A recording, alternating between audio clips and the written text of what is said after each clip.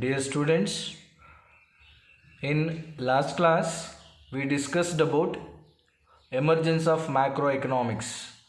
Emergence of macroeconomics means in which situation the macroeconomics was introduced and who developed the macroeconomics. And also we discussed meaning of macroeconomics. Now we are going to discuss about nature of macroeconomics. Nature of macroeconomics is nothing but what is going to explains. What the macroeconomics going to explain and in which situation the macroeconomics can be used. Through the macroeconomic study what we can solve. So that is only explained by the nature of macroeconomics. See, the nature of macroeconomics explains the central theme of the economy. Central theme of the economy. What purpose we are going to study of about economy. Okay, how to utilize the goods and services. How to produce goods and services. How to consume goods and services. How to earn income. How to spend income. How to gain the savings. How to invest on production of goods and services. And also it studies the economic activities as a whole. Economic activities are production, consumption, distribution, exchange. Production, consumption, distribution, exchange. So these are all called economic activities. So macroeconomics studies the economic activities as a whole, because microeconomics only study of an individual behavior of an economy, but macroeconomics studies the economic activities as a whole. That means aggregate income, aggregate demand, aggregate supply, aggregate savings, aggregate investment, general employment level. Like this it can study economy as a whole, means aggregates, large. It helps us to understand how the economy functions in different situation. In a different situation how it can face.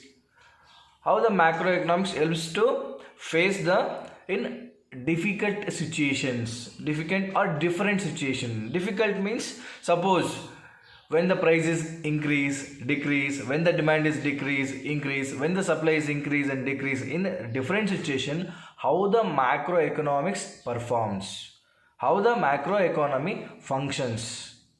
Okay, how the economy functions through the study of macroeconomics. That is only explained by the nature of macroeconomics. It's nothing but it explains the central theme of the economy. Simple.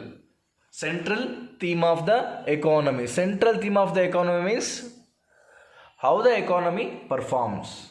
How the economy performs.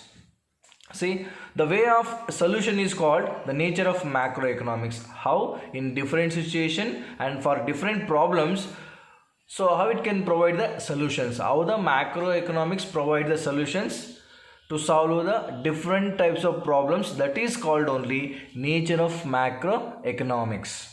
So here in a different situations which are studied and solved by macroeconomics, how it can explain, how it can explains. So here first one, how to generate and how to spend the income through production of goods and services. How to generate income, how to earn income. In the economy, the people, how they should earning the income and how they are spending the income through the production of goods and services. For example, a producer, he can earn money by selling goods and services. As like as a consumer get satisfaction by using goods and services. Don't forget, a producer can earn money by selling goods and services.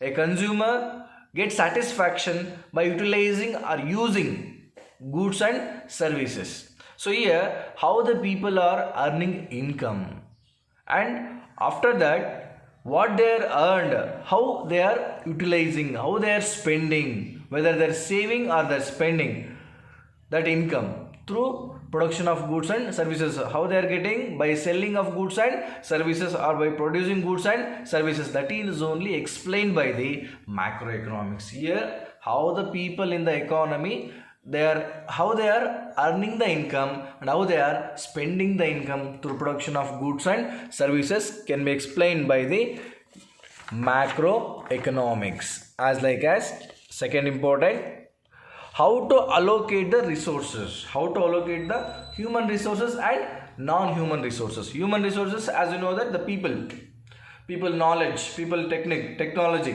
Non-human resources, natural, okay, which is not man-made.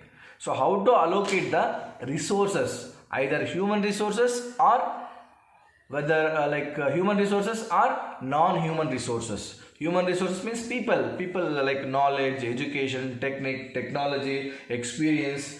These are all called as human resources. And non-human resources means natural, what we are getting freely, or free gift by the nature, what we are receiving, what we are using, that is naturally what we are using, that is called as natural resources. And which are man-made, now using his knowledge, using his technology, experience, education, through that what he is going to produce, what is innovating, that is called as man-made. So how to allocate? Allocate means distribute. Allocate means distribute, because resources are very less compared to the human ones. That's why we should utilize properly.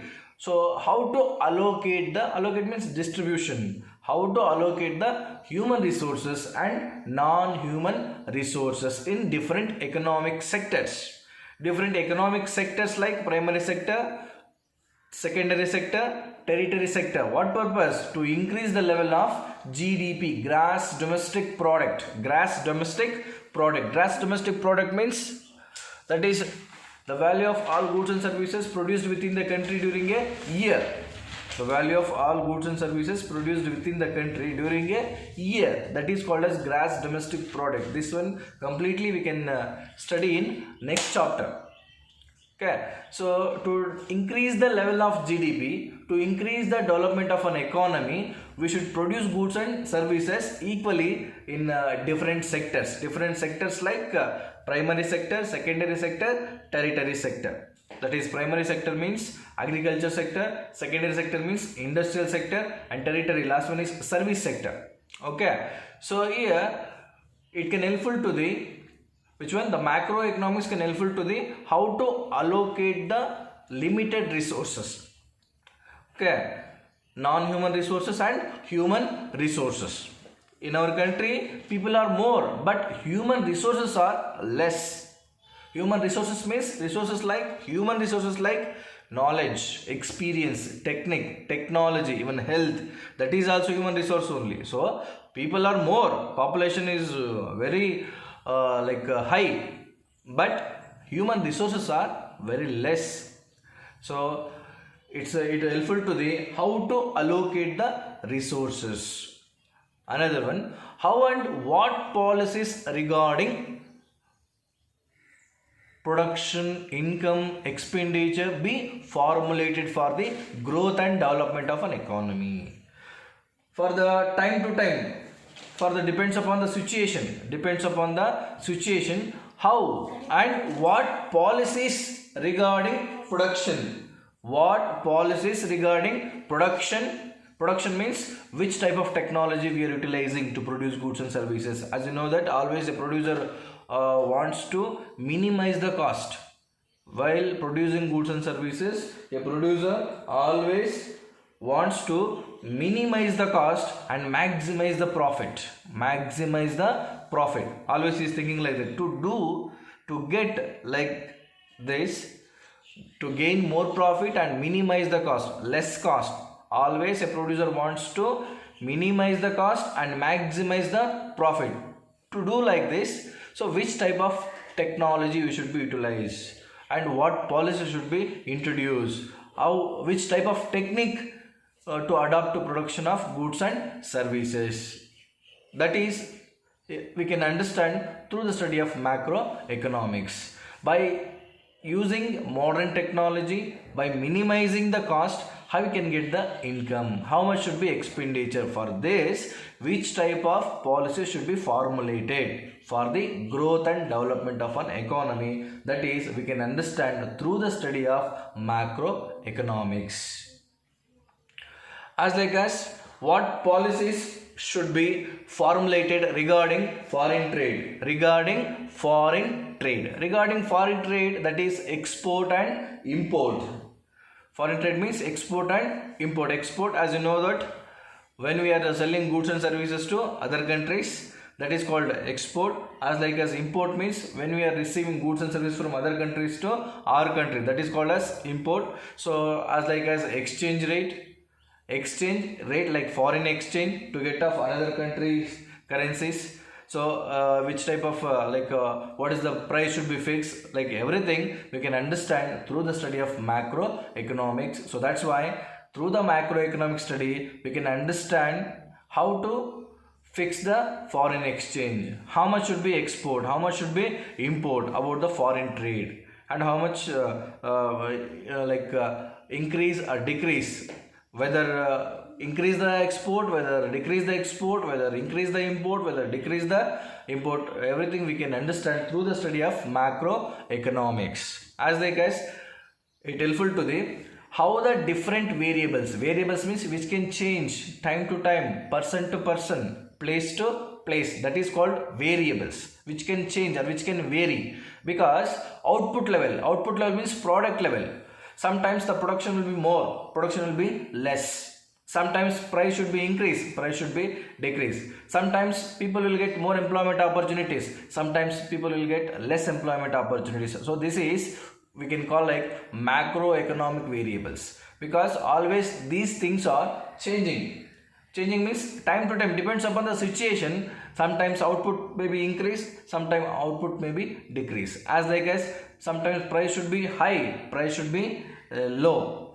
Like this, even employment opportunities also sometimes should be increased, sometimes should be decreased. So it can helpful to the how both are, like how these things are having a close relationship, can be explained by the macroeconomic study. Because when the output level increase, that will helpful to the increase of employment level. Because of employment level increase, output also increase. When the employment level increase, people income also increase. Income of the people will be increase. When the income of the people increase, demand for goods and services also increase. When the demand for goods and services also increase, even price also will be increase. Where there is no employment opportunity, there is no employment, that time the product level should be decreased, output level should be decreased. Where there is no employment opportunities, there is no income for the people. So that's why when the income of the people is less, even demand for goods and services is also less. Demand means they are not ready to purchase. Why? Because they does not have money, that does not have income to purchase of goods and services. In this situation, there is no demand, like there is no employment, no demand, like no income, no demand for goods and services. No demand for goods and services, even producers are not ready to produce goods and services. And where there is no demand for goods and services, price will be decrease.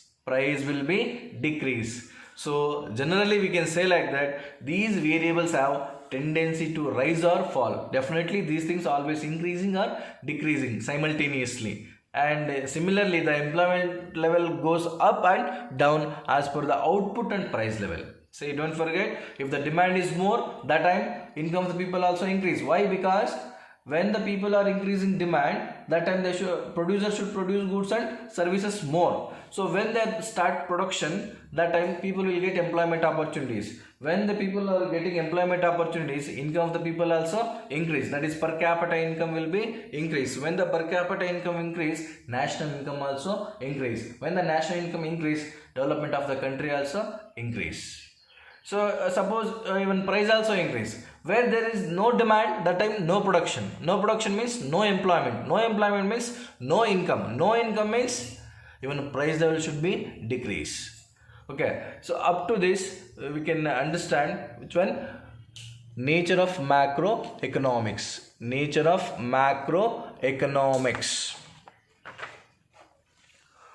Okay, next topic is scope of macroeconomics. Scope of macroeconomics.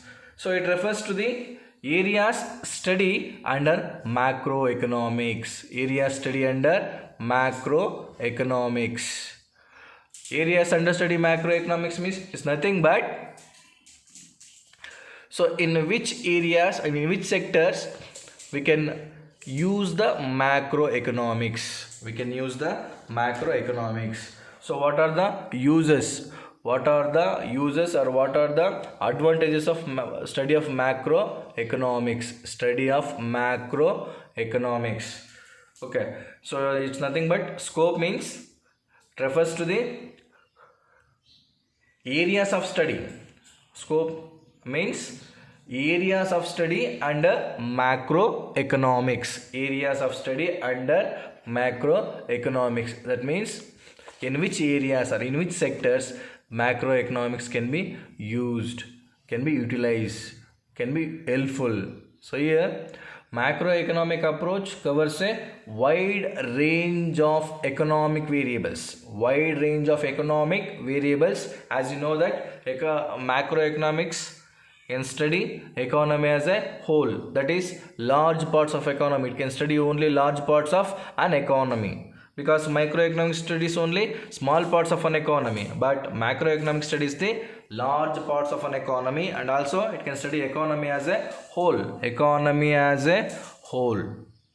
So macroeconomics can cover the wide range of economic variables. Economic variables, just now I explained, variables means which can change time to time, person to person, place to place. Because national income, so national income means, so it is a value of all goods and services, like it's a per year, it's a value of all goods and services. It's a value of all goods and services. Okay, here national income, if the national income increase, country development also increase. So that's why the national income also sometimes increasing, national income also sometimes decreasing. So to understand this one only, we should study macroeconomics. We should study macroeconomics, because national income we can study under this concept like GNP, GDP, NNP, NDP, personal disposable income, that is net domestic product, net national product, gross domestic product. Okay, gross net national product, like this. There are so many topics are there under the national income. So that's why we should study further. Very important. So macroeconomics, it is we are discussing about scope of macroeconomics. Scope of macroeconomics nothing but the areas of study. The areas of study under macroeconomics. The areas of study under macroeconomics. So in which areas we are utilizing, we are studying the macroeconomics. Using the macroeconomics, how we are develop the country. That is only national income. It's nothing but always tries to development of the economy. Always tries to development of the economy. So here it is always studies like variables. Variables like which one? National income, aggregate employment, aggregate money, general price level, aggregate demand, aggregate supply, consumption, like aggregate consumption, aggregate investment, like this. It can study entire economy. Which one? Macroeconomic studies the entire economy. So scope, under the scope of macroeconomics, under the scope of macroeconomics, it's nothing but it can study all the economic activities, like economic activities as a whole. Economic activities as a whole. So here it can study different sectors, different areas. What are the areas? First one is very important, major sectors. First one is major sectors. Second one is national income. Third one is general employment. Fourth one is theory of general price. Fifth one is theory of money. Sixth one is international trade. Sixth one is international trade. See what we are observing here, the points.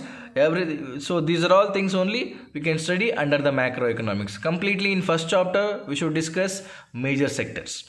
In second chapter, we should discuss national income. In third chapter, employment like price. And fifth chapter like money. And last chapter is international trade. Everything under the macroeconomics. In macroeconomics, we can see 6 chapters. That is only we can study these topics only. Under the macroeconomics, we should study these topics. So major sectors, these are all scope of macroeconomics. See, these variables means which can change, which can, like employment also can be changed, like maybe increase or decrease. Even output also can be changed, maybe increase or decrease. Even national income also can be increase or decrease, depends upon the situation. See, major sectors. So what are the major sectors we will discuss. So completely we can discuss about this in this chapter. And national income we should discuss in second chapter. Even employment and price level, that is we can discuss in third and fourth chapter, like theory of money, even international trade, like this. All these we should discuss in further chapters. So now just little information only we can study in the present situation.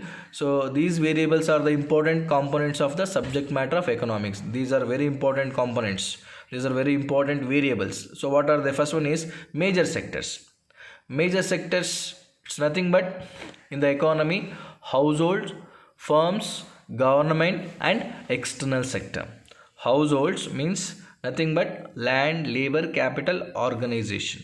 Land, labor, capital, organization, we are called households. Firms, producing unit. Production units are called as firms. Production units are called as firms.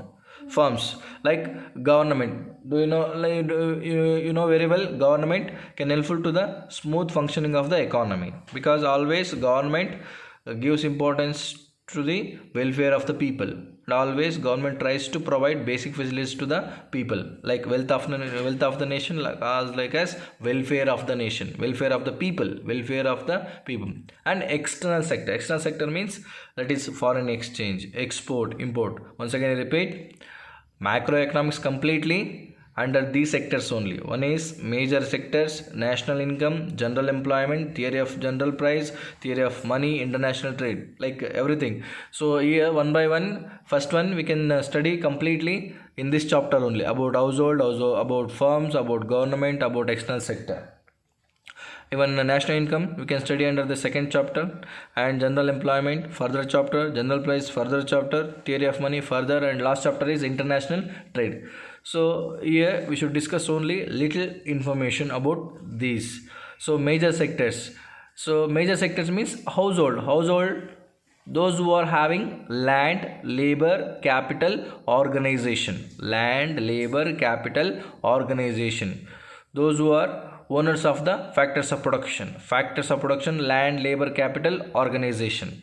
So they're ready to provide their services, but they're not possible to production of goods and services. Utilizing this, those which are producing goods and services, they are called as firms. Firms means production units are called firms. Production units means utilizing land, labor, capital, organization from the households. What they are utilizing, that is called only firms. So firms are utilizing goods and services. Firms are utilizing labor services or household services. Utilizing this, they are producing goods and services. Okay, up to this only we can stop. Further we can explain national income. We can discuss national income, general employment, theory of general price, theory of money. Okay, up to this, if you have any doubt, you can call. Thank you.